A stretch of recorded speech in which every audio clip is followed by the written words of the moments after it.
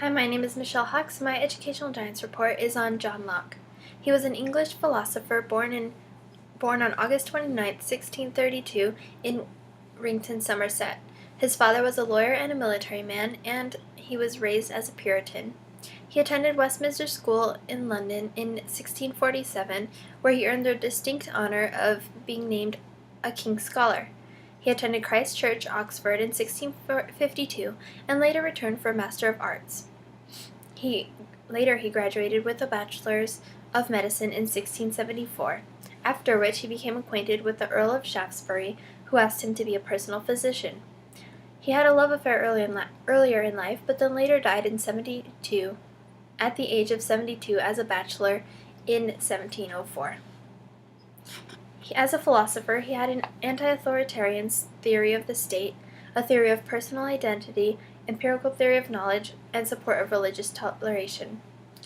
Locke believed that knowledge is direct awareness of facts based on things that either you agree or disagree with. He believed that when there is strong evidence to support a belief, that belief should be firmly held, whereas if there is a weak amount of evidence, that belief should be held tentatively until there is enough evidence to solidify the belief. He felt that as children of God, we have a moral obligation to seek for and obtain knowledge rather than accepting the words and beliefs of other people's ideologies. When teaching of knowledge of God's existence, he believed that we should use evidence around us and the miracles that can be seen. In regards to personal identity, he believed the reason we are the same from one time to another is because of our consciousness rather than having the same soul or body. Locke's greatest philosophical contribution is an essay concerning human understanding. It started when 5 or 6 of his friends were having a conversation in the winter of 1670 in London. They were talking about principles of mortality and revealed religion, and after a while, the friends requested that at their next meeting, he spell out his thoughts on the matter. What he thought would be one page of response turned into 20 years of writing. This essay is actually a set of 4 books. Book 1 argues the point that we have no innate knowledge. Locke said that at birth our mind has no innate ideas. It is a blank tabula rasa. Our mind gains simple ideas from sensation. It forms complex ideas from these simple ideas by processes of combination, division, generalization, and abstraction. He believed that is why children can be trained to base the things that they believe on solid evidence, so they do not develop habits of bad thinking. Book 2 explains that ideas are materials through which we gain knowledge, and that all ideas must come through experience. He categorized two kinds of experience. The first is sensation, which tells us about things and processes of the external world, and the other is reflection, which tells us how our own internal minds operate and work. Book 3 discusses the nature of language, how it connects and applies to knowledge. Book 4 explains the nature of knowledge, probability, and the relation of reason and faith.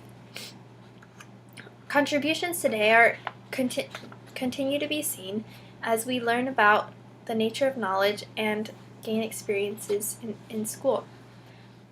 John Locke lived in England in the mid-17th century. Because this was an era of repression, rebellion, and civil war, there were many pamphlets being produced by revolutionaries, and John Locke also took part in the writing. He expressed the view that government is morally obliged to serve people, namely by protecting life, liberty, and property. He explained the principle of checks and balances to limit government power. He favored representative government and rule of law. He denounced tyranny. He insisted that when government violates individual rights, people may legitimately rebel. Locke expressed his views by saying that, "I want a liberty to follow my own will in all things, where the rule prescribes not, and not to be subject to the inconstant, uncertain, unknown, arbitrary will of another man." Because his beliefs were so forward-thinking, he never signed his name to his writings for fear that he would be accused of treason. The only place he ever acknowledged authorship of his writings was in his will. Locke's writings inspired many, including the libertarian ideals of the American Revolution.